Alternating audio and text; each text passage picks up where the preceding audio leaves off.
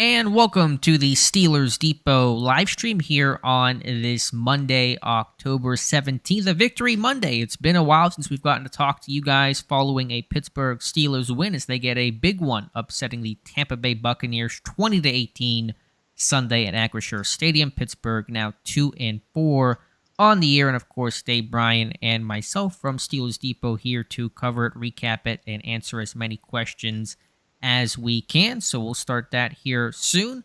Dave, how you doing? Thanks for being here.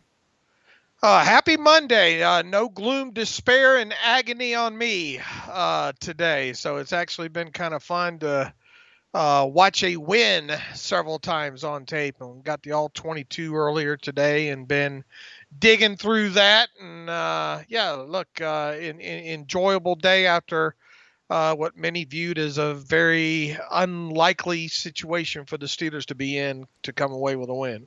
Definitely. And so if you guys, as always, could just let me and Dave know about the audio. If you can hear me okay, if you can hear Dave okay, and no robot sounds or any audio issues, then we can start again here till 8 p.m. to answer your questions. If you want your question to be guaranteed to be answered and done so as soon as possible, you can send Dave and I a super chat and you'll move to the front of the line. Sounds like the audio is good. Thank you, Jennifer. Thank you, C. Bizzle Nizzle. And so we will get started here with your questions, starting with Lumberzack94, who says, "Hey, Dave and Alex, if you guys had your druthers," that's a Dave phrase for you, "would you guys re-sign Cam Sutton and Terrell Edmunds this offseason? If so, what would your contracts for them look like?" I haven't thought too much about the particulars of it. I'd be open to both guys. Obviously, Edmunds was extremely cheap to re-sign after sitting in free agency for several months, basically until the draft, and Sutton's a good player with high versatility and just a smart guy overall. So there's a lot of variables involved, of course, and Edmund's ceiling is not terribly high, but he complements Minko well. So short answer, yeah, I'd be open to both guys. I would be open to re-signing both guys, but obviously depending on the price on both, I would think probably the likelihood, because as you mentioned, I mean, everybody knows, I think at this point, what Edmunds' ceiling is at this point. What's he worth? Probably around $3 million. Probably, because of yearly cap inflation and that kind of stuff. I don't think I'd pay more than $3 million for him. But if you could get him back on $3 million or less, I think. And then he would probably obviously know that if the situation presented itself, they would probably address the position in the draft, but it gives you a fallback option there. And I'm willing to bet that unless he makes a lot more elsewhere, he's probably not looking to get out of town. He's already experienced, free agency once, and it didn't go spectacular for him. Sutton's going to be a different story, though, and it's going to be interesting to see when he returns from this injury how he plays, because I think he's got some obviously greater market value to him than a guy like Edmunds does. Mm-hmm. And look, I mean, free agent cornerbacks, when they hit the market, if they have any worth to them, they usually get overvalued some. So that might be the tougher re-signing of the two. No doubt Sutton's going to cost multiple times more than what Terrell Edmunds is going to cost. Edmunds $3 million, Sutton, I'm not sure what the number is, but significantly higher than $3 million. So we'll have to see on that, but certainly would be open to both guys, Sutton especially. Mutated Genome, hi Alex and Dave. If Trubisky starts and plays well against the Finns, does Pickett get a starting job back? Also, will the Steelers sign Ogunjobi to a long-term deal this offseason? Yeah, the quarterback situation is certainly interesting, Dave. It depends on a lot of unknown variables right now. A, does Pickett get cleared? Of course, if he's not cleared, then Trubisky will start. B, if he is cleared, how much practice time does he get? How many reps does he take? And is that enough for him to potentially start? He'll need a lot of reps, I'm sure, to be given the nod potentially this weekend. And then see if he does clear and get all the reps, then what do you do there? So I think Dave and I are both leading that Trubisky's more likely than not to start Sunday, but I don't want to lock it in that Trubisky will start. We'll just have to wait and see where the week takes us, and from there, who remains the starter, that's an open-ended question. Yeah, and just to clarify, I think that Trubisky would start against the Dolphins because Pickett not being cleared. If Pickett's cleared, and obviously if he practices Wednesday or at least limited on Wednesday, then and practices the rest of the week and stays, gets out of protocol, then I think he will be the guy. But if indeed, let's say Trubisky is asked to start this week, then and he plays well. I mean, define well, because assume it's a win. Assume the Steelers upset the yeah. Dolphins. I don't know. I mean, it would seem so hard with the toothpaste out of the tube at this point. I would think that he would have to really play well, better, probably his best game would have to be his best game to date, but it's a slippery slope, right? I mean, it's a good question. I don't have a great answer for it because, obviously not having to see Tomlin go through this kind of thing in the past, but I still tend to think that it's Pickett's job to lose, but if Trubisky plays against the Dolphins and plays as off and they win, it would be a tough situation for Mike Tomlin to be in. You're right. It is really uncharted waters for this team, or Mike Tomlin specifically, to be in. I think his inclination is for Pickett to start if he's healthy and has gotten enough reps. I don't think he wants to go this back and forth a la 2019 where you're really flip-flopping quarterbacks. And Trubisky played great off the bench. I'm not trying to take away anything he did in that game. I know some people are, but they should. Trubisky was fantastic and deserves a ton of credit for it. But there's a reason why the team made a switch in the first place. And if you start Trubisky and roll with him, if Pickett's available and fully good to go, and then whenever Trubisky falters again, because it's likely to happen, then you're going back to Pickett and you're really on this roller coaster this team, right, I'm sure, would like to avoid. So the tricky thing would be, though, Dave, let's say Pickett is, limited Wednesday, limited Thursday, full on Friday, cleared, out of protocol. What does Mike Tomlin do? I think you got to. I think you got to go with the guy who practiced at that point. I do too. This isn't a Ben situation where as long as Ben can walk on Friday, he's in there. But what's the line? So what if he's limited Wednesday, full Thursday, full Friday? You know what I'm saying? Where is that line for Tomlin going to be? The problem is we'd like to think that we know what limited is. Well, I take limited as basically you work individually and not in team. I think that's defined by the league. Okay, well, if indeed that's the case, I think with Pickett, I would like to see him in team all 3 days. Okay, that's fair. Yeah, I think that if he's limited in reps on the road against Miami, if he's not fully good to go, then he may not. Tomlin, I think, goes with veteran Trubisky.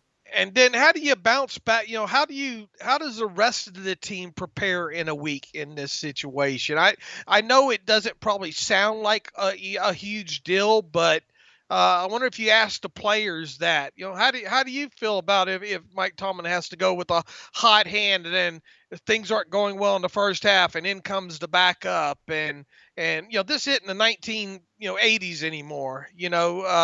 I'm a firm believer if you have two quarterbacks, you don't have one. Mm-hmm. It just seems like it'd be way too messy in my opinion there. So now if you go back. I really think Trubisky would have to play just lights out against the Dolphins. Right, and then that would be the most interesting aspect. If Pickett is not clear, Trubisky starts, plays well, let's say they beat Miami, then what do you do? Then I think it gets really interesting in terms of which way you go. All right, is there really a hot hand? Can a hot hand really rule? For multiple weeks in the NFL? Sure. So, I think the overall feeling is that they want to go with Pickett whenever he's ready to go in terms of health and in terms of practice reps. That's my feeling right now. Ogunjobi, a long-term deal. We'll see. I mean, I'm just happy he's playing better right now, progressing, and we'll go from there. Yeah, he's only, 28 now? So, I mean, it's I guess it's not out of the question, but he has bounced around quite a bit the last several years, has he not? So I think he's going, I think he'd be open to the highest bidder, if you will. He loves that AFC North, though. It's been Cleveland, Cincinnati, and Pittsburgh, of course. It's supposed to be a Chicago Bear right now, but that failed physical. Change things and put him in Pittsburgh. All right. We're getting a lot of questions here from Chad, Jennifer with a response. Joey asked one. I'm guessing maybe some other people have as well about Chris Boswell making a potential comment after the game. There was a clip of the team coming through the locker room after beating Tampa Bay. You see Matt Canada come down from the booth, hugs receivers coach Frisman Jackson, walks off. About, 10, 15 seconds later, Boswell comes in behind and makes a comment basically saying, what did he say, or alleged to have said, that wasn't because of you or something like that. Yeah. And people are taking that he said that to Canada. I think this is a ridiculous story. It's silly. I hate the focus is on all this other stuff when it should be on Tampa Bay beating them. What a great win, important win that was. I don't think he said that to Canada. Not a chance. And I tweeted it out, just wondering, asking a question, what did he say and who did he say it to? But it's too much gray area there. I mean, I don't think it's gray area. Why would he say that? He's not even close to Canada. I mean, he is. Why would he say that after a win? You're celebrating the win. The kicker saying that to the OC. I'm not questioning what he said. I'm saying who he said it about. Right.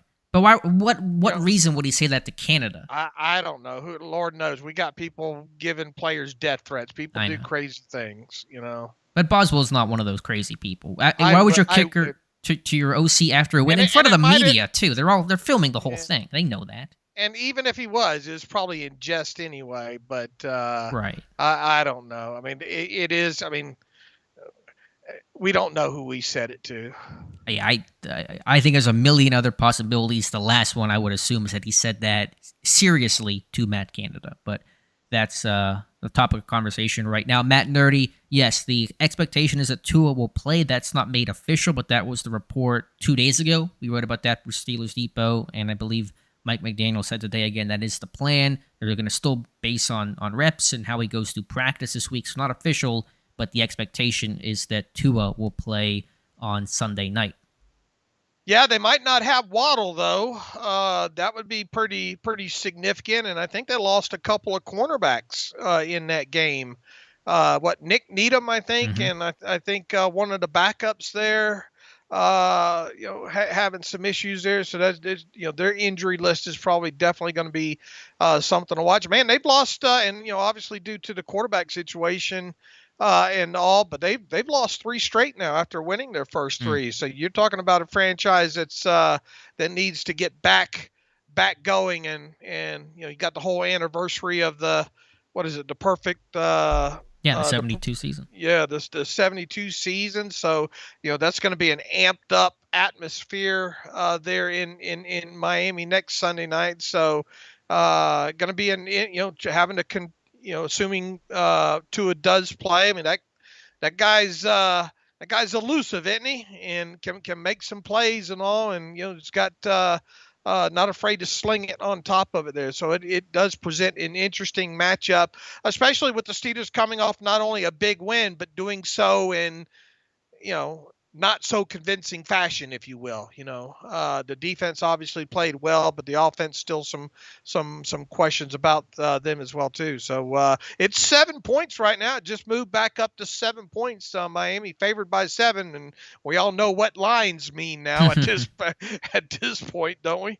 Yeah, and Pittsburgh will be a lot healthier as well. At least we believe they will probably get some of those guys back that did not work on Sunday. Again, Dave and I are here until 8 p.m., top of the hour, so be sure to get your questions in. Don't have a ton of them so far, so a good chance here to get Dave and I to respond to whatever's on your mind. Hello, Frederick. Thank you for being here. Appreciate that. Question from Tim Chase says, was it me or did the TV screen say that Tampa had a timeout at the end of the game? I don't recall that. They used their timeout, so they did not have one. There may have been some sort of Chiron error, but they did not have a timeout at the end of that game. I don't believe, at least. I can check the game book. Or if they did, they just didn't use it because the game was over and Pittsburgh was kneeling down. So maybe that was it, but nothing that materially would have changed the game. Okay. Maybe there was a timeout left. Let me go back the other way here and see if I can find out here. But as you do that, just to make the point, again, to talk about the defense, fantastic, but Pittsburgh's offense finishing out that game, having the ball for the last 4:38. They had not finished a game all year long, and to do that was a really fantastic sign. All right, looks like they used timeout number 2, 2nd and 7 on the Pittsburgh 40 with 2:20 left. And then Let's see. The third down play was the one after that timeout is when Trubisky converted to Claypool, the big play over there on the sideline for 26 yards. At 2:07, Trubisky had that run over to the right end for 9 yards. That brought the 2-minute warning. And then the first play after the 2-minute warning is when Trubisky converted up the middle on a 2nd and 1. So it was kind of academic, I guess, at that point. Okay, so they did have one, but they just chose not to use. They did have one left. Okay, but obviously the game was over, so why waste time? Can appreciate that. Got a $5 super chat from our friend DTG108. Says, you think we're going to be blitzing more against Tua or play him like they did Brady? Tyreek is going to be tough to defend, no doubt about that, on Tyreek Hill. I don't know exactly what the game plan is going to be. I mean, they barely blitzed Brady in that game, so I imagine just by default they're going to end up blitzing and rushing Tua a bit more heavily, maybe trying to contain him the way they tried to contain Josh Allen, so it was a more heavier, blitz 5-man rush approach, and it'll probably be more along the lines of Buffalo than it was against Tampa Bay, but partly dependent on who's healthy, who's available, what DBs come back, if any, and those variables as well. So there's a lot to consider. Yeah, you better contain that dude. I'll tell you that. If if you're going to send numbers after him, or if you're going to play man, better be careful with your back to him. I don't know how often he's going to want to run. After coming out of this concussion situation and all like that. But best case scenario is you don't have to blitz much at all, right? Don't have to send numbers and can send, get home and hit him consistently with 4. And, he does tend to hold the ball a little bit, doesn't he? I'd have to check his snap to throw time numbers, but that sounds about right. I don't think he's a quick release guy the way that Brady is, which is another reason why they didn't blitz, because your blitz is not going to get home when he's getting the ball out in 2.4 seconds. So, I mean, I think you'll see an increase in blitzing. To what degree, we'll have to wait and see, and I'll have to watch more Dolphins tape as well. 2.66 time to throw. Probably middle of the pack, I'm guessing. Little to the good side there. I think 1, 2, 3, 4, 5, 6, 7, 8, 9th overall. Okay. All right. So yeah, a little bit quicker than I thought it might be. Let's see. Next question comes from Ross Swisher. How come Mark Robinson did not get any of Bush's and Spillane's reps? I want to see if he's another UG3 or Vince Williams. Notice how Spillane plays. Our run D is way better. Mark Robinson did dress for the first time, played just 5 snaps on special teams, all, I believe, on the kick coverage unit. Going back through the tape, Dave, what was your evaluation of Devin Bush, Spillane? I know off the top, we talked on Monday, felt like it was better. Bush obviously making the great 2-point play breakup. What are your thoughts on Robinson and Devin Bush?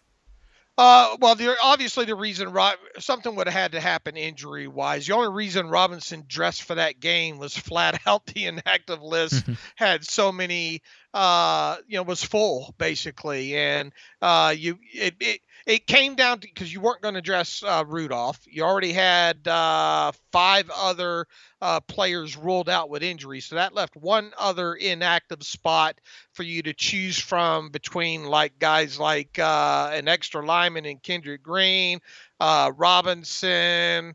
I suppose one of the either Olszewski could have been down, but they ended up dressing him. The obvious situation, and I wrote this up on Saturday, and my prediction was that it was going to be Kendrick Green as the extra odd man out, and it was. And additionally, with you having the backup cornerbacks having to play and some of their roles on special teams, you're probably going to need Robinson to take some of that special team snaps that some of those cornerbacks probably would have had in those situations. So that's why he dressed. Why he dressed was due to injury, and the only way he was going to get on the field defensively was probably due to 1 or 2 injuries in there on top of it. Now, as far as Bush and Miles Jack, I mean, that he made a few key plays in that game for sure. And I thought of the two, I thought Miles Jack was the better player overall. Man, that tip that he had in the red zone of getting air. I mean, if he doesn't get to that, that's probably a touchdown in that situation there. But as I said on the podcast this morning, I that might have been one of Devin Bush's, I don't know. I hate kind of coming up with a ranking there, but I think easily maybe a top 5 game in a Steelers uniform overall. He had 5 tackles or something like that. He had I think he got credited for 3 stops in a game, and a stop is basically a play that ends in a non-successful play from a down and distance standpoint. He was targeted twice. He gave up 2 receptions, but he did have the breakup on the 2-point conversion there. I don't think he missed any tackles in the game there. So, and I thought a couple of times with him coming up to play the run, he was a lot more aggressive in taking on some blockers in that situation. So I thought both of them played really good game. And once again, I think from just and I've gone through the all 22 once loosely on the defensive side of the ball, but I dare say it was a top 5 game for him in a Steelers uniform. Yeah, certainly some progress. I'm not upset Robinson didn't play much. Good for him to get a helmet, to dress, get that experience, get some of that first game nerves out of the way, but I did not expect him to come in and start stealing defensive snaps, and obviously that did not happen. Andresa with a couple of fun questions. I have Mitch versus Kenny questions. Mitch versus Kenny in a fight, Mitch versus Kenny as a good hang, and Mitch versus Kenny on The Bachelor. Who's charting these? So... good questions. Mitch Kenny I don't know nothing about The Bachelor. I will handle that. I am. This is what I was born for. That's your wheelhouse. Yeah, I haven't watched it in a while. But Mitch versus Kenny in a fight. My thought with Kenny is Jersey guy, kind of scrappy, but small hands. How is that going to work in a fight? I don't know. Who you taking in a fight, Mitch versus Kenny? I'm going Kenny. I think Kenny's got more of that. He's a little bit younger too, yeah, obviously, and Mitch is dad mode now. So I would take, and I think Kenny has the reach on him too, right? So that's true. I would take Kenny, small hands and all. As a good hang, who's better to hang out with, Trubisky or Pickett? Probably, I think Pickett, because Trubisky's just in dad mode right now. But I would probably get along better That's with true. Mitch. Okay, I would go Pickett. I think you would go Mitch, which shows our age as well. Right. And then The Bachelor. Plus, I wouldn't mind being around. Well, Mrs. Trubisky's not sore on the eyes. Okay, all right. Mitch versus Kenny on The Bachelor. I mean, it's weird because they're both in relationships. About that. Yeah. I think Pickett. He's got the classic, long hair, kind of surfer dude vibe going on there. A bit younger overall. So I'll go clean sweep here with Kenny Pickett. Okay, fair enough. Bergen can't they sign Larry O before the season's over? Do you think he's played well enough for the Steelers to want to keep him? They might. I mean, they could sign him, but their policy is not to do in-season extensions, so that will not happen until after the year. Yeah, I mean, unless they break tradition here, which, we've seen a couple of these other things, happen along those lines there, but unless I would doubt that they would do that right now, so... I'm with Alex. Yeah, let me scroll back up here. Thank you for being here, guys. Over 100 people in the chat. Be sure to get your questions in for Dave and myself to answer.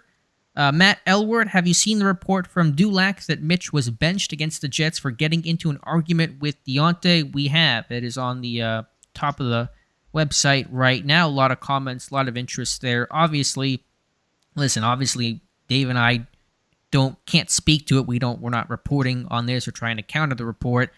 I have no doubt that there was a confrontation between Trubisky and Johnson at halftime. The question to me is, did that really lead to Trubisky being benched by Tomlin? I think that sounds a little suspect, sounds a little funny that Johnson, as per Dulac's reporting, started this confrontation and that Trubisky somehow is benched because of it.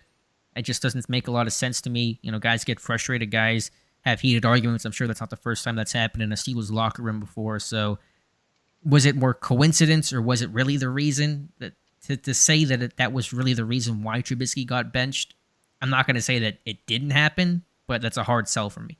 It is, and we talked briefly about this before we got on this live stream and all. But I mean, it to me it feels more. I mean, this Mitch Trubisky's your captain, and okay, I accept the fact that maybe something happened in there with the two, and maybe some sort of confrontation in there. But unless Mitch just went off the rails and said something that he shouldn't have said, or I find it hard to imagine that he was benched just because that, and for something along those lines there.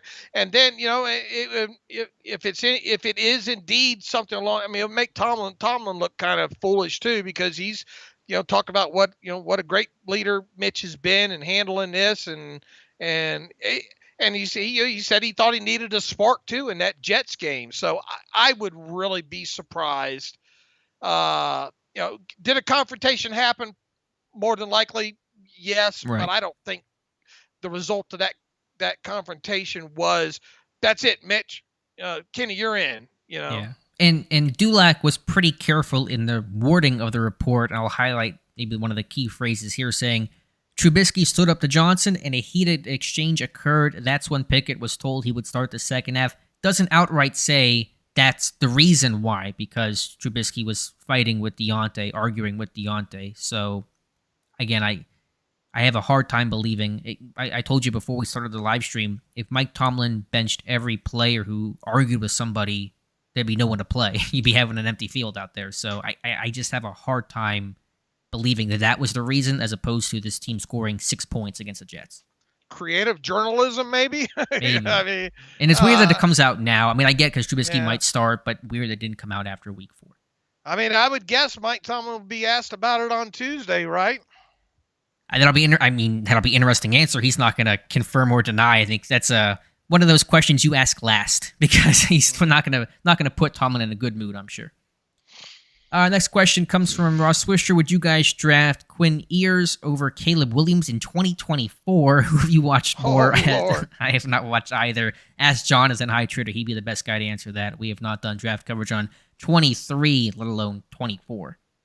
Yeah, that we don't, as we explained several times, we don't scratch that stuff until until the Steelers season ends, and usually our first kind of now look, I watch college football every weekend. I'm sure Alex does as well too. We can kind of tell you a little bit about some players to this point already, but we really don't get, Alex and I don't get hard and heavy into it until really right about Senior Bowl time.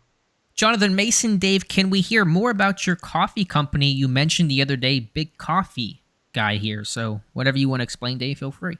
Yeah, I mean, nothing to, people are familiar with, and I got my start years ago with a company in Mobile, Alabama, doing route stuff, and then going up to taking over as a district, manager and all like that, and doing a lot of sales and stuff like that. But just your typical kind of coffee company. And then after 2 years running a district up in Savannah area, then went back home and started one for myself, and had that for about 9 years, and then sold it outright, from there. So it was my passion. I mean, I drink a lot of coffee too. I can tell you a lot about coffee to this day, but it's just something that was part of my life that I did.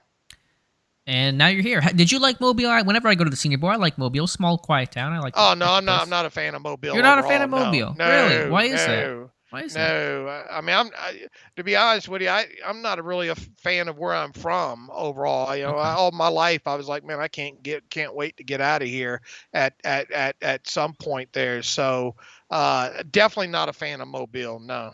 Oh, I mean, well, granted, I spent a lot of time in Mobile over the years and all like that, but just overall not a fan. All right, fair enough. Tim Chase, $5 super chat. Thank you, Tim. Are there any O-line players you would keep next year and build around? Sure. I'm not looking to go all 2020 or whatever year it was, 2021, and retool the entire offensive line. James Daniels will be here. Chukwuma Okorafor, I think, will be here. Mason Cole will probably be your center next year as well. He's played well enough. The left side, I think Dan Moore certainly made a ton of progress and is trending to be the left tackle next year. Kevin Dotson, maybe that's the guy you debate some. So, we'll see how this plays out. Still more than half the season to go, and a lot can and probably will change. But at the very least, I would probably say Daniels, Okorafor, and probably Mason Cole as well. And Dan Moore, again, has improved. Your thoughts? Would you keep any of these offensive linemen, Dave?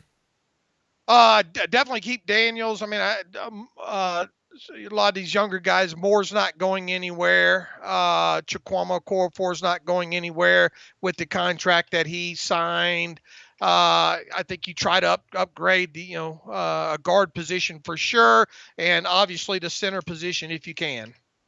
Let's see here. Next one comes from Todd. Was Kevin Dotson really receiving death threats? Yes, according to him. And that's a tragedy, and shame on anybody that's sending anybody on the internet death threats, but certainly an NFL player who's doing the best he can, but just having a bad day.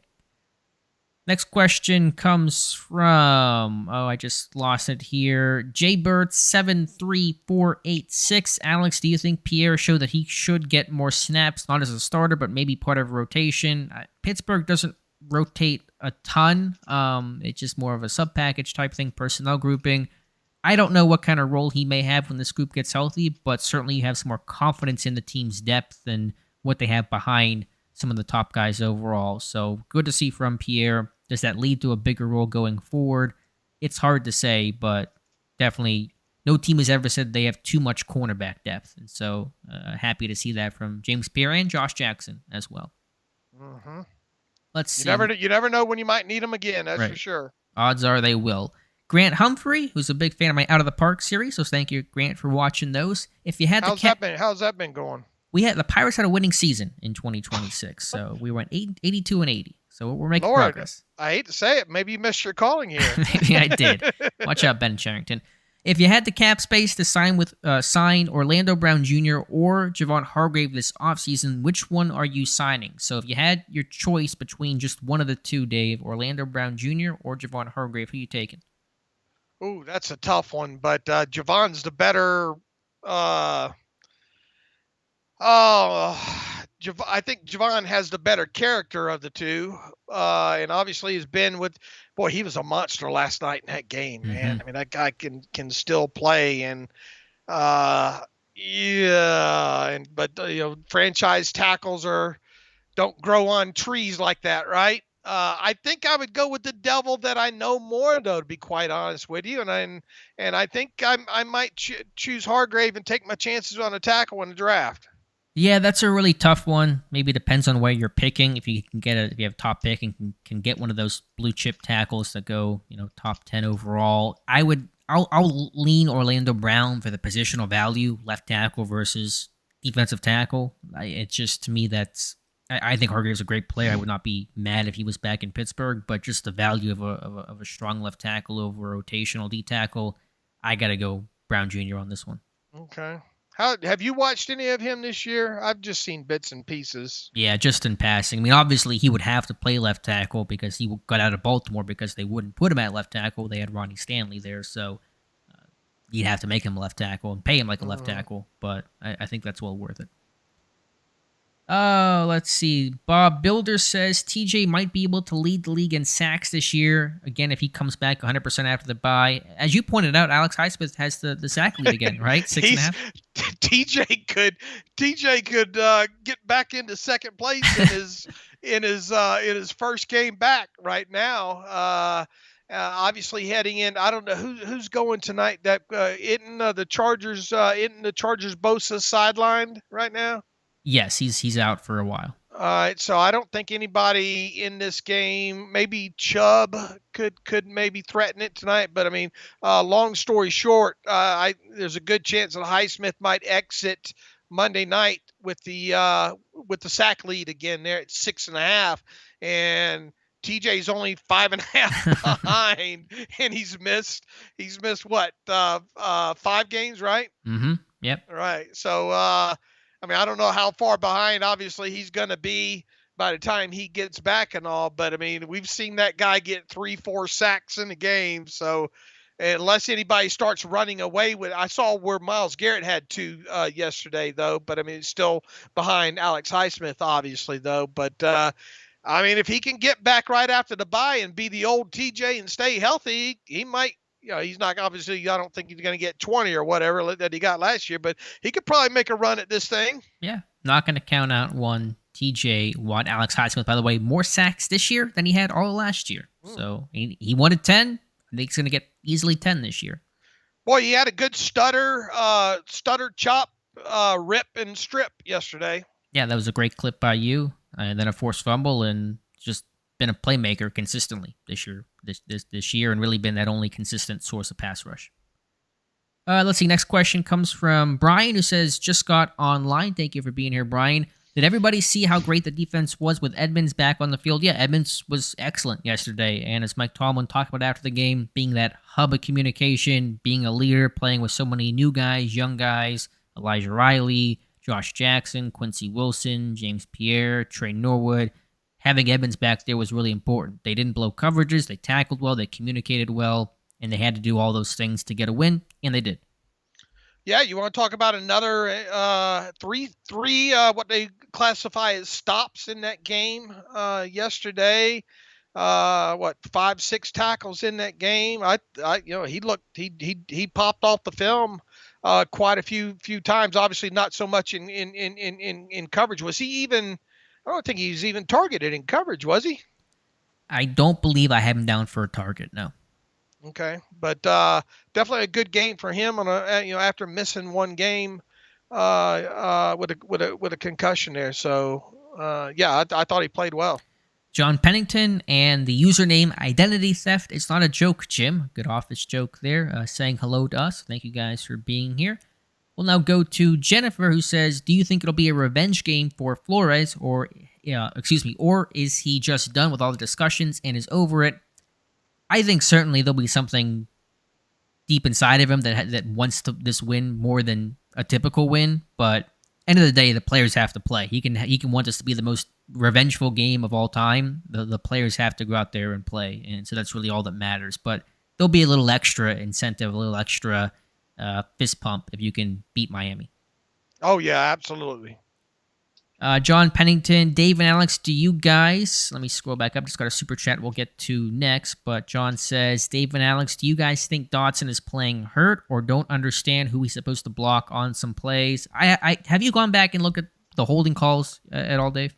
Not the holding calls, no. Okay, I haven't gone back myself either. I started with the Steelers defense, but probably just poor technique. I don't think there's no evidence he's playing hurt right now. I'm not aware of anything. You never know what a guy's going through, but nothing on the injury report, nothing that seems to indicate that. I think it's just above the neck technical stuff. Just trying to find that consistency has been the issues he's had 3 years in. Got a great $20 super chat here from Chupa Thingy 6173. Good to hear from you again. The super chat starts interestingly. "Oh God, I drank a lot on Sunday. I passed out and dreamed that we shut down Brady without half our starting defense and our quarterback going out in the third. Wait, am I dead? Much love, gentlemen. Will Matt open up the offense with 10? Yeah, I mean, it felt like... Did you, at any point, if I told you before the game what would have transpired Sunday at 1 o'clock, would you believe that would have been the outcome? Especially not if you would have thrown me, several of those stats like total rushing yards and... explosive plays and those kind of things, and not getting a takeaway. Because if you would have told me that they beat Brady without a takeaway alone, I would have called BS on you there. And what did I say? My research showed last night that was the 28th. I think that was the 28th game of Tom Brady's long career that he lost when he did not throw an interception. So you might think, man, 28, that's, what kind of stat is that? But what did we say the wins were with that? It was at least 150 something and 28. The number is 153. So 153 and 28 when he does not throw an interception in the game. So that alone makes you think that, man, how the heck do you beat him without taking the ball away from him? Yeah, just an incredible job. Still trying to wrap my head around how they pulled that off, how they contained Brady for 60 minutes with backup DBs just being thrown out there and just seeing what would happen. But great game plan, great execution overall by the players. Will the offense open up with Trubisky again? There's no guarantee Trubisky starts. Will it open up? I mean... It's going to be pretty similar. I don't think it's going to be drastically different than what it was with Trubisky before or what it has been with Kenny Pickett. No, I don't think you're going to see much change now. $5 super chat from Tim Chase. Your opinion of Kenny's play in game before the injury. I thought he did well being a rookie. I'm still working my way through the tape. You've probably watched more offensively than I have, Dave. I didn't think it was that great. I thought he was missing some reads, making some poor decisions. I mean, it wasn't awful. It's a tough defense to go against. The run game was non-existent, but I didn't think he was even as good as what he showed against Buffalo. I wasn't sitting there shaking my head at halftime thinking, "Oh man, maybe they should have a quarterback switch here," But in the same breath, even on the TV tape, at halftime, you kind of felt that maybe there was that you couldn't wait to get to the all 22 to see if he did miss something, And look, there was a couple, I put on Twitter earlier today. There was a deep shot that I think that had a clean pocket in on on a double move by Chase Claypool on the right side that I think you got to try to pop that one, right? What'd you? And I tried to show both views of it to try to be a real objective and add context to it, but it sure feels like he should have let that thing fly.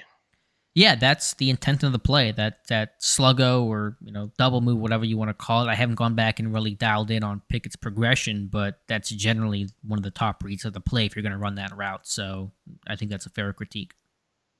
I mean, it wasn't god awful. I mean, it was really nondescript overall. There was some, but I mean, people. You post anything negative connotation on Twitter or write something anywhere remotely related to Kenny Pickett missing something, then people throw their hands up and saying, "Why are you hating on him?" No, it's just it was his second start, and we've said several times there's going to be growing pains with this kid right throughout this thing. So people need to stop getting their feelings hurt when you say, "Oh, he had a good game," or he had a so-so game, or you know what, he left a lot to be desired there, especially when it comes to us and our guys and all like that. We try to break it down and show people maybe what happened or what didn't happen or what maybe could have happened and all like that. So no, it wasn't a fantastic game by him, but could they have won the game with him still at quarterback? We'll never know. Right. Yeah. We'll never know. But again, with Pickett, our job is to analyze. We're not going to conclude necessarily, but our job is going to be to analyze his play and critique it when it needs to be critiqued and praise it when it needs to be praised.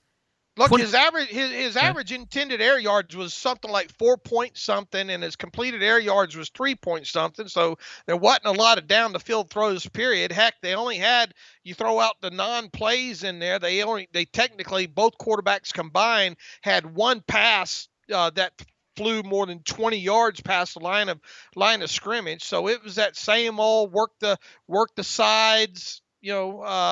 They ran. It was good to see some slants mixed in there for a change, but some RPO stuff in there and make the reads and put the football in the right. I mean, it was a great throw to Pickens early in the game over on the left side. Nice ball placement there. I thought that kind of, what was it, about a 7-yard air pass to Chase Claypool over there, kind of left in the middle of the field with the defender inside. I thought it was really good ball placement on that, but and it was obviously a good opening drive there. Of course, it was aided by a penalty there, but he finished it, and that's what first time since week 10 of last season that we've been able to say that the Steelers offense has buried an opening drive. So look, I mean, it is what it was. So he's got some growing to do. $20 super chat from our friend Double HH. Thank you so much for the super chat. I would like Cinnamon and Desiree to sing Gloom, Doom, Despair, Agony, and Harmony. Request denied because... Oh, no, not today. It's a win. It's a win. There is no Gloom, Doom, Despair, or Agony, so maybe after the next loss, but probably not, because I can't carry a tune, and I don't want to embarrass myself for all eternity to have that on public record. And he don't want me to not carry a tune, so... Well, you better than what I can do. All right. All right, let's scroll back up. But thank you again, Double HH, for the super chat, and appreciate you being here for basically all of these live streams. Let's scroll back up and find our next couple of questions. About 15 minutes left here. Which secondary starters are trending towards playing in Miami? It's hard to say. Tomlin will hopefully provide a bit of an update tomorrow, and of course, Wednesday's injury report will provide more information, but I like to think that they're going to get back somebody from that group, whether that's Minka or Wallace going through concussion protocol, or Witherspoon, who's missed time with the hammy, and same with Cam Sutton. Yeah, and you're talking about the injuries that are probably the hardest ones to decipher, right? Hamstrings Yep. and Concussions. and concussions. Obviously, what Minka's a knee, but hopefully, uh, you could really tell that knee was bothering him in that Bills game. The way he was trying to move, especially in the second half, I think there. So in Mike Tomlin's press conferences Tuesday, maybe he'll shed a little bit of light, but the first injury report on Wednesday will probably be the more telling thing. Right. Tyler Swartz with Leal out. Do you think they'll continue to do that 3-3-5 with Loudermilk or use that 3 inside linebacker look like yesterday? Probably both. They did use Loudermilk a little bit in that Leal type role, occasionally about maybe 4 snaps he stood up, but it was 3-3-5 with him just with his hand down. A lot of over fronts, a lot of shifting to the tight end, which worked well, getting the defensive lineman on the tight end. Always a winning matchup for a defense, and a good number of those 3 inside linebacker looks with an outside linebacker removed. So Spillane, Bush, and Jack were on the field. Once Jack got hurt, that kind of went away at the end of the game there. But short answer, probably both. Right. I agree with you. Let's see. Next question comes from Lee Singleton. Alex, did the offense recycle the same predictable plays you outlined last week? I haven't gone back to the tape enough to start identifying those trends. I did see on the speed out they ran, or the sprint out, I should say, they ran with Kenny Pickett that he scrambled for. The route combination was a bit dressed up, Dave. They ran kind of a switch route where they had number 2 kind of go, not running the out route, but running kind of, I forget how to describe it the best way, but it was a little bit differently dressed up. It was run poorly. They did not they bunched up, and it was kind of a mess, but there was a little bit something different on that Matt Canada patented sprint out. I'm sorry, which play did you see it on? The sprint out where Pickett scrambled for okay. 6 yards or so, but the route combination, it was the same idea, same curl corner, but it was run a bit differently. It was not run well, and that's why Pickett had to scramble, but it was I think Canada heard me, is my thought there. There you go. Would I trade Deontay for a second rounder from the Giants, Packers, or Bears? Being realistic, he's on Hopkins, first round worthy. No, I'm holding on to Deontay. I think Deontay's got a lot of talent. I think he's been frustrating. I think he gets in these slumps sometimes, but I'm not trading Deontay Johnson. No. I mean, you'd have to really make it worth my while to do it. I mean, you don't invest money in a player like that and then turn around and trade him. No. $10 super chat from Chupa Thingy. Thank you again. Also, my research is not flawed, which it could be. There's only 2 rookie quarterbacks Tom has lost against, Ben and Kenny Pickett. There's more than just those 2, correct? Oh yeah, there's more. Let's see here. You had the list, yeah. Ben, hold on here. I'll pull it up for you. There were 5 or 6. There's only 2. Oh boy, people really got mad too. Really? I mean, about Pickett getting the win. Oh, I can see that. We don't make the rules about that, people. I mean, it's you start a game. I don't know specifically how many attempts or whatnot you have to have maybe to qualify. Maybe that's something to look into. But here's the list, like it or not. Ben Roethlisberger, Mark Sanchez, and here's the years. Ben Roethlisberger, 2004. Mark Sanchez, 2009. Colt McCoy, 2010. Russell Wilson, 2012. Geno Smith, 2013. And like it or not, Kenny Pickett, 2022. I can only imagine what your mentions were like. Pickett didn't win that game. Trubisky did. Yell. And you about hit it right there. Yep. And you about set them all. Jonathan Mason, do y'all think Bush keeps going with his upward trajectory this season, or do you think he will always kind of be just average? I was pumped to see him get the big pass breakup. Hope it gives him confidence. I mean, I think his play has been overall a bit better than last year, but I think he's going to be just who he is, and that's not going to change dramatically. He's not going to turn into the top 10 pick that Pittsburgh hoped he would be, and I think odds are he's probably still playing somewhere else in 2023. Next question comes from... let's see. I just saw the comment here from Bryan about the report there from Dulac. Evans says, Alex, do you worry that Pickett is super efficient but unable to make the big splash play? I think it was his second start, and I'm not going to make too many conclusions about that like I mentioned earlier. I think he's pushed the ball vertically a bit, did so in that Jets game, so I'm going to just watch and learn and analyze and go from there, Evan. That's exactly right. Let's see. Next question comes from Chris Hawk. What about the ghost Jalen Reed? There was a sighting. I assume that means Malik Reed. And yeah, good for him to get a sack there. Obviously, some interior pressure was important. on that play and in that game by Cam Hayward, who certainly had his way with rookie left guard Luke Godecki. But good to see Malik Reed have a pass breakup and have that sack. Or I think it officially went to Hayward, but Reed was in on that play. Yeah, he did show up a little bit more, at least on the first time through.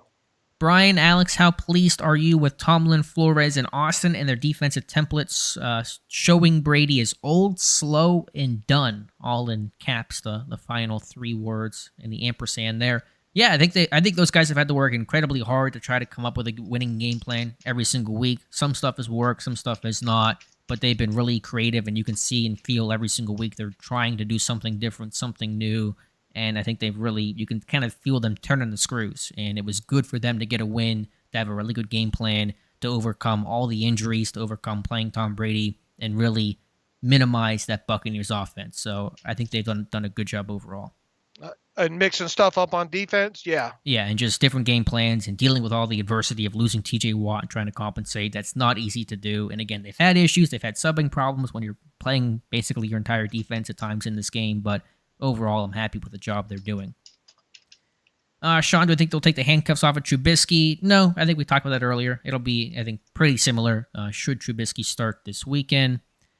Uncleb94, knowing what you know about Canada, why do you, in your own opinion, think the Steelers hired him in the first place? I'm assuming he has no more years on his contract and his will not be renewed.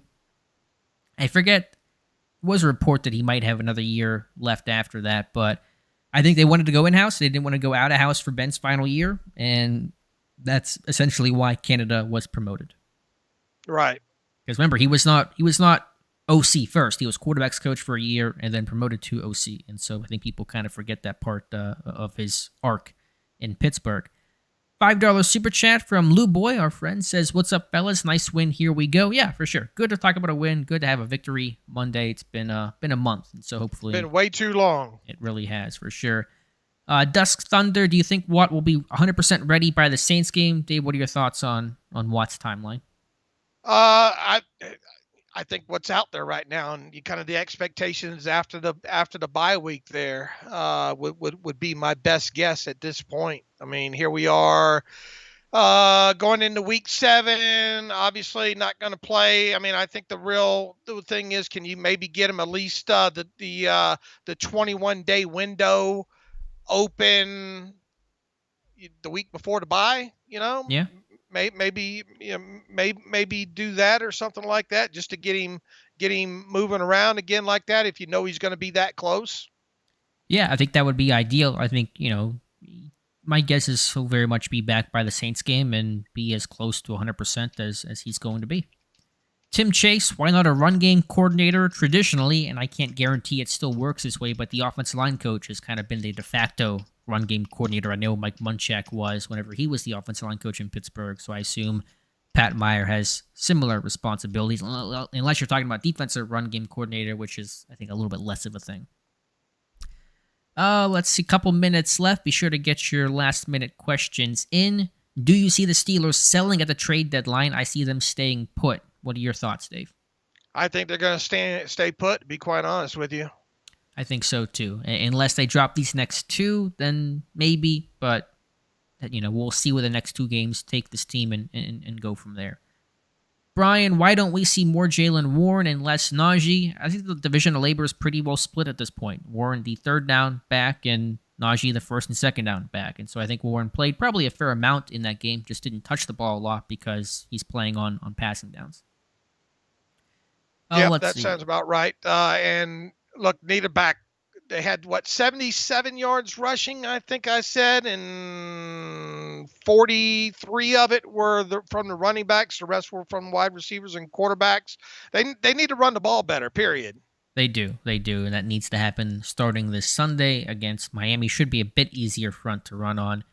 Identity theft is not a joke. Jim says it's been nice to see Sims step up a bit more since getting his opportunity. Still a lot to learn and work on, but he definitely had some positive results on some plays. Yeah, Dave, I know that was so big to see Sims make impact plays in both the kick and punt return game. Boy, that old Jamel Dean about got him from behind, didn't he? The Steelers were a bit slow. They were getting caught from behind, him and Connor Hayward. You need to pull the all 22. Or I didn't download that. I only downloaded the defense and the offense there. But you need to pull that. I want to see that on. I want to see him hawk him down from behind. Okay. Yeah, I have not watched back. I have downloaded the special teams film, but I have not watched it back yet. But Sims and Hayward just lacking some of that long speed there. What put Leal on IR? A knee injury. I don't know anything beyond a knee injury, but enough to put him on injured reserve. Oh, let's see. Does the cap outlook for next year lend itself to a Highsmith extension, or enough players voiding years coming off the books to make it happen without restructures from Cam, Watt? This team's going to have cap space next year, right, Dave? They could do a Highsmith extension. Oh, easily. yeah, easily on that. That shouldn't be a problem at all. They're going to have some. I mean, look, it's going to be a little bit more spending room, but as people have seen in the past, that stuff can gets dwindled down. You got to account for certain things, but there's going to be room for the usual amount of extensions and all. And obviously, you would think, at least at this point, you would think Highsmith is still in the running to possibly get an extension by week 1. Yeah, certainly. He's playing outstanding, and that is very much on the table right now. Mark Malone, I wonder when he had the scope done. I assume that's in reference to Watt. I don't know for sure. It was, I think, about 2 weeks ago, maybe a bit more than 2 weeks ago. I think that was the reporting during the Bills game that he had it 9 days ago from that time, that Bills game. So that would put that at about 16 days. I watched Bama versus Tennessee. Honestly, did the Bama O-line look as good as the Steelers? I mean, I don't really know how to best answer that, but I mean, the Bama offensive line always looks good on Saturdays. What's a bigger need, corner or left tackle? I'd like to get a number one type of corner, but I also like a franchise left tackle. I'm going to just kind of watch both and see how Dan Moore goes. Yeah, I mean, Dan Moore's improving. Is he a franchise, Rashawn Slater, Penei Sewell type of left tackle? No, but it'll be interesting to see what they do with Dan Moore because he's kind of on that bubble of he's playing well, but he's not an elite level player. Right. I mean, I think if you get the opportunity to have an elite tackle, you don't draft great players and let the rest, because you never know what's going to happen. If you go in, you say, man, and you draft for need and this, that, and the other, you can get yourself in trouble and reach or something like that at a certain position there. So, if it's a one that fits what you need, you can never have too many great players, regardless of the position. Time for just a couple more questions. Jabari Wilson. Hey, guys, with the win yesterday, do you feel better or the same about the Steelers team? Tom Brady missing time. Do you agree with the point about Brady struggling, I think was Jabari's point earlier? I mean, of course you feel better when you have that sort of upset big-time win, but you need to win one of these next two at the least, because if you drop these next two, you're 2-6, and we're back singing those gloom, doom, and agony type songs. So get to 3-5 by the bye, then I'll feel a bit better. Look, I had that kind of fantasy terrible take the other day, and I'd already kind of counted on them losing to the Buccaneers there, but and my fantasy scenario was based on them winning one of their next 3 games, and obviously and that included the Buccaneers game, which I already had them losing and all. And then you look at the second half of the schedule. I'm not trying to get anybody's hopes up or think it's going to go one way or the other. This team is a team by team or a game by game basis right now, and it's not like things are fixed on both sides of the football at this point right now. So, but let's say you can win one of these next 2 games, get to your bye week, you get Watt back, you get DeMonte Casey back, you get you obviously get your secondary back healthy and all. I mean, you're not talking about world beaters in the second half of this schedule. I mean, you got one more game against Cincinnati. You still got 4 total, right? Or no, you got Baltimore twice, Cincinnati once, and Cleveland once. And then, man, you look at those other teams that the Steelers play. The Panthers are in there. The Saints are in there. The Falcons are in there. The Colts are in there. Who else, Alex? The Raiders are in there. Mm-hmm. I mean, you're not talking about murderer's row here. Right. It's certainly not, at least from where we sit right now, it doesn't look as tough as and we highlighted it before the even season started, that the first 6 games for the Steelers were probably going to be their toughest of the season here. Mm-hmm. So, I mean, if you can get healthy, you start playing better ball, run the football, get, who knows? But it would make a huge difference if you could win one more of these next 2 games. Put you in a lot better spot, obviously. I think that the path through this has got to go through the AFC North, though. Sure. So I hear that. It'll be tough, I think, if you don't win the AFC North to get a wild card.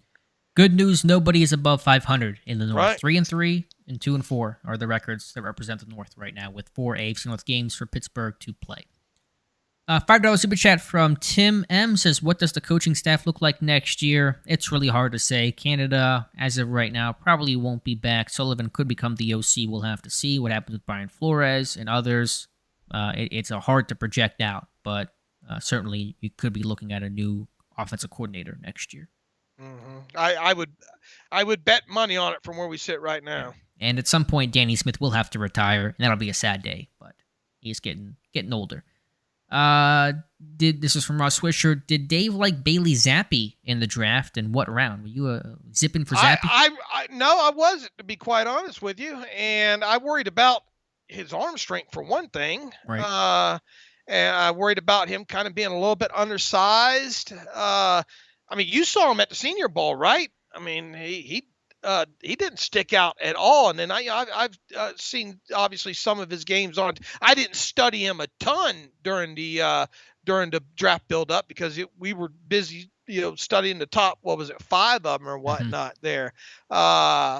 So yeah, I was very cold on him, I think would be the word. That's why it just goes to show something. Just the quarterback's position, let's see him do it for a long haul. Sure. I mean, it's nice that good for him, what he's done so far, but let these guys get some games underneath their belts and all like that and see how defenses adjust to them, to what they do well, and enforce them out of their comfort zone and all like that. But I mean, it's no denying he's won some games, right?